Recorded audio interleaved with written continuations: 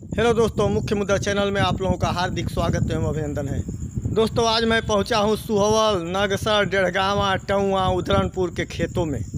दोस्तों, आज मैं पहुंचा हूं सुहवल गांव के दक्षिण तरफ, जहां सुहवल के लोगों की मूल खेती होती है। यहीं पर सुहवल के लोगों का ज़्यादा खेत है। दोस्तों, बाढ़ के प्रलय रूप के कारण सुहवल के हजारों एकड़ ज़मीन जलमग्न हो गई है तथा जो बची है वो भी अब डूबने के कगार पर है। दोस्तों, जो सामने गाँव दिखाई दे रहा है यह डेढ़गावा गाँव है। आप देख रहे हैं डेढ़गांव से सुहवल तक बिल्कुल पानी भरा हुआ है, अर्थात बाढ़ का पानी अपने विभीषिका में ले चुका है। यह भयानक विभीषिका किसानों को बिल्कुल बर्बाद करके रख दिया है। अभी गंगा का जलस्तर बढ़ रहा है, इसलिए यह भी नहीं उम्मीद किया जा सकता है कि बाढ़ से जल्द किसानों को राहत मिलेगी। देखिए, कुछ फसल डूब गई है, कुछ डूब रही है। आप लोगों के सामने यह तस्वीर दिखाई दे रहा है, जहाँ पर केवल पानी ही पानी दिखाई दे रहा है, वहाँ फसल डूब चुकी है। और जो हरा हरा धान का पौधा दिखाई दे रहा है उसमें भी देख रहे हैं पानी घुस चुका है, वो भी अपने डुबाने का प्रक्रिया में पानी लगा हुआ है। ये भी फसल आज रात तक बिल्कुल डूब करके सफ़ेद हो जाएगी और कल सुबह तक यह बिल्कुल सफ़ेद चादर किसी समुद्र की तरह दिखाई देगा, जिसमें केवल पानी की लहरें होंगी और उन लहरों में किसानों की बर्बादी बह रही होगी, किसानों की आत्माएँ बह रही। किसानों के आंसू भी इन लहरों को शांत नहीं कर पाएगा। लाखों किसानों के सपने यह बाढ़ का पानी बहा ले जाएगा। किसान बच्चों का फीस कहाँ से देंगे? किसान क्रेडिट कार्ड पर जो कर्ज लिए हैं उसकी भरपाई कैसे करेंगे? बैंक तो अपना सूद लेगा ही लेगा। मूलधन की तो बातें अलग है। खाएंगे क्या? परिवार को क्या खिलाएंगे? बच्चों को कपड़ा कहाँ से खरीदेंगे? यह बहुत बड़ी समस्या है, क्योंकि किसानों के आमदनी का एकमात्र जरिया तो केवल फसल ही है। यदि फसल बर्बाद तो किसान बर्बाद।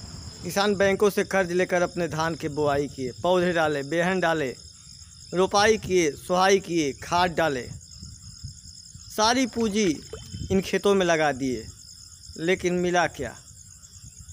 यह बहुत बड़ा सवाल है।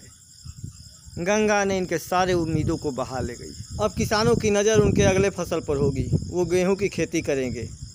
जानते हैं आजकल गेहूं का कीमत क्या चल रहा है बाज़ारों में? यदि आप दुकान पर आज के डेट में गेहूं बेचने गए तो मात्र 1400 रुपया कुंतल। मजबूर है किसान, बेचारा जाए कहाँ? भारत में DAP 2600 रुपया कुंतल है और गेहूं 1400 रुपया कुंतल। आप लोग खुद इस बात का जायज़ा ले सकते हैं कि किसान क्या करे। 50 किलो के एक पैकेट DAP का कीमत इस समय 1300 रुपया है। बिजली का रेट बढ़ गया, डीजल का रेट बढ़ गया, मजदूरी बढ़ गई, लेकिन गेहूं वही 1400 रुपया। आप लोग खुद कल्पना कर लीजिए, क्या करे किसान? कोई रास्ता नहीं है उन लोगों के पास। मजबूर है, मजबूर और केवल मजबूर किसान है। ऐसा नहीं कि किसानों के समस्या का कोई समाधान नहीं है। समाधान है। यदि सरकार चाहे तो एक दिन में किसानों के समस्या का समाधान हो सकता है और किसान भी सुखी हो सकते हैं। यदि सरकार किसानों के उपज का अंतर्राष्ट्रीय मूल्य के बराबर मूल्य घोषित कर दे तो निश्चित रूप से किसान सुखी हो जाएंगे। अंतर्राष्ट्रीय मार्केट में गेहूँ की कीमत 10,000 से 12,000 रुपया कुंतल तक है, लेकिन इंडिया में कितना बिकता है? 1400 रुपया कुंतल, मात्र 14 रुपया किलो। यदि सरकार खरीदती भी है तो 1975 रुपया कुंतल, अर्थात 19 रुपया 75 पैसे प्रति किलो के हिसाब से। चाहे भाजपा हो या कांग्रेस हो, चाहे सपा हो या बसपा हो या कोई भी गठबंधन सरकार हो, चाहे हिंदुस्तान की कोई भी राजनीतिक पार्टियां हों, किसी ने भी किसानों के दशा सुधारने की कोशिश नहीं किया। हर लोगों ने केवल वोट बैंक की राजनीति की। आइए दिखाते हैं बाढ़ के वजह से बर्बादी के कारण किसान का दर्द क्या होता है, आप लोगों के सामने प्रस्तुत है। हाँ भाई साहब, नमस्कार। नमस्कार। बाढ़ आ गई है और आप लोगों का खेत में पानी भर गया है। आप लोग क्या कर रहे हैं इस समय? मोटर खोल कर और सारा सामान जो है सब ले जा रहे हैं। हाँ। उठा कर। अच्छा, और कितना नुकसान हो सकता है बाढ़ का? नुकसान का उम्मीद है कि पूरा जो है हो जाएगा। पूरा धान चला जाएगा? पूरा धान जाने की उम्मीद है, क्योंकि हम लोग खाद उद मार दिए हैं। हाँ। और खाद मारने पे जो है पतई जो है ये हो जाता है, नरम हो जाती है। तो जो है पूरे चांस है, 100% जाने का चांस है। जाने का चांस है। अच्छा, सरकार की तरफ से कोई सहायता या कोई संदेश? अभी तक कोई संदेश नहीं है। अब इसके बाद देखिए सरकार क्या कर रही है किसानों के हित में। पीछे दिखाई दे रहा है बिल्कुल नदी बना हुआ है आपका खेत। हाँ, सब पानी चढ़ गया है खेतों में। तो मतलब हमको लगता है कि आज रात में पूरा जो है जितना बचा हुआ है वो भी डूब जाएगा। अच्छा अच्छा। हाँ, और अभी तो हम लोग मुश्किल से 15-20 दिन पहले की रोपाई किए हैं धान की, और रोपाई करने के बाद खाद वाद मार दिए हैं। अब जो है पूरा माने बचने का कोई उम्मीद नहीं है, चला ही जाएगा सब, लगता है कि चला ही जाएगा। मतलब साल भर का आपका रोजी रोटी समाप्त हो जाएगा। हाँ हाँ, समाप्त हो जाएगी। चलिए किसी तरह गंगा में आप लोग की फसल को बचाएं, यही मेरा कामना है। हाँ भाई साहब नमस्कार। नमस्कार। आप इतने ज़्यादा मात्रा में चरी काट रहे हैं, ऐसा क्यों? हम लोग का बाढ़ एरिया क्षेत्र है। हाँ।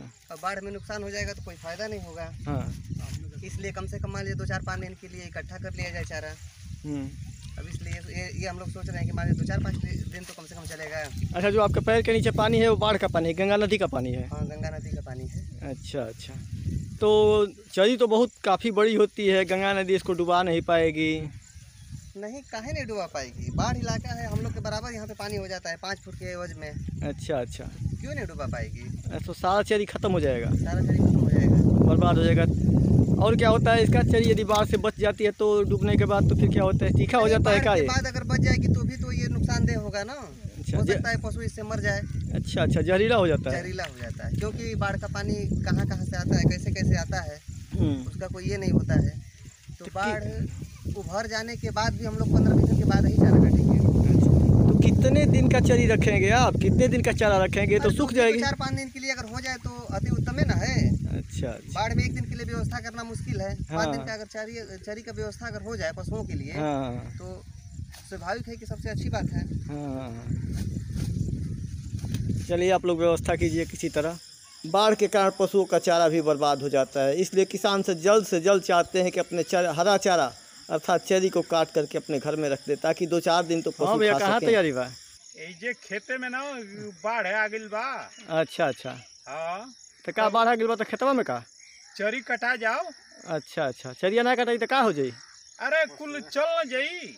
अच्छा अच्छा। कटा जी तो 2 दिन पोस खा ली सा। अच्छा, 2-4 दिन। हाँ, आखिर में उतना चरी बा काटा था 5-6 जना? ज्यादा नहीं है, थोड़ा ही है। हाँ। बाढ़ के कारण किसान एक चारपाई लेकर अपने खेत में जा रहा है, इसलिए कि खेत में पानी आ गया है। जो चरी काटेंगे वो चारपाई पर रखेंगे ताकि पानी नीचे गिर जाए और अपने चरी को, सूखी हुई चरी को ले आकर अपने घर में इकट्ठा कर सके, ताकि उनके पशु 2-4-10 दिन हरा चारा खा सकें, उनका जीवन बच सके। तो दोस्तों आप लोग देख ही रहे हैं कैसे गंगा नदी अपना विकराल रूप धारण करके किसानों को बर्बाद कर रही है। जय जवान, जय किसान, जय हिंद, जय भारत, जय गंगा माता।